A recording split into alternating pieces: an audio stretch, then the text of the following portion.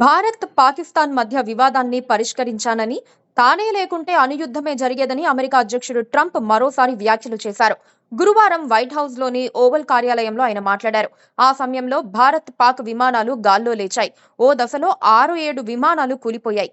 పరిస్థితి ఉద్రిక్తంగా మారింది. అణ్వాయుధాలు ప్రయోగించుకునేందుకు ఇరు దేశాలు సిద్ధమయ్యాయి. అయితే మేం కలగజేసుకుని సమస్యను పరిష్కరించాం. ఇలా గత 6 నెలల్లో 6 యుద్ధాలను ఆపాను అని అన్నారు.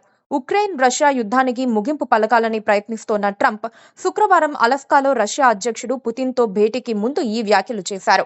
రష్యా ఉక్రెయిన్ యుద్ధాన్ని కూడా సులువుగానే ఆపవచ్చని భావించానని, కానీ ఇప్పుడు అదే అత్యంత క్లిష్టంగా మారిందని చెప్పారు.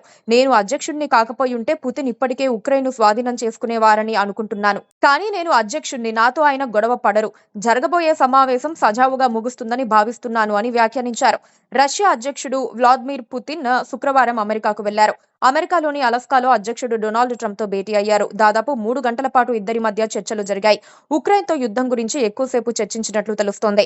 రెండు దేశాల అధినేతల మధ్య 3 గంటల పాటు చర్చలు జరిగినా ఆశించిన స్థాయిలో ఫలితాలు రాలేదని సమాచారం.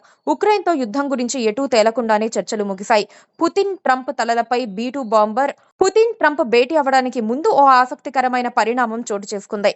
పుతిన్ అలస్కా యాంకోరేజ్ లోని జాయింట్ బేస్ ఎంలెండర్ఫ్ రిచర్డ్సన్ కు రాగానే ఆయన్ని రిసీవ్ చేసుకోవడానికి ట్రంప్ వెళ్లారు. ఇద్దరు రెడ్ కార్పెట్ మీద నడుచుకుంటూ వెయిటింగ్ స్టేజ్ దగ్గరకు వెళ్తున్నారు.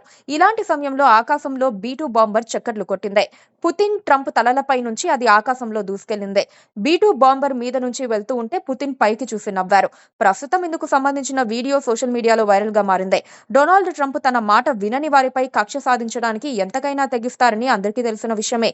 ఉక్రెయిన్తో యుద్ధం విషయంలో ట్రంప్ పుతిన్ పై గుర్రుగా ఉన్నారు. యుద్ధం కొలిక్కి రాకపోతే తీవ్ర పరిణామాలుంటాయని హెచ్చరించారు కూడా. పుతిన్ అమెరికాలోకి రాగానే తమ దేశ యుద్ధ సామాగ్రితో ఏకంగా షో నిర్వహించారు. అంతటితో ఆగకుండా పుతిన్ తలపై అత్యంత శక్తివంతమైన ఫైటర్ జెట్ B-2 బాంబర్ ను తిప్పటం తీవ్ర చర్చనీయాంశంగా మారింది. పుతిన్ ను భయపెట్టడానికే ట్రంప్ ఇలా చేశారంటూ నెటిజన్లు కామెంట్లు చేస్తున్నారు. Please subscribe to KTV Telugu. KTV Telugu. KTV Telugu. KTV Telugu channel.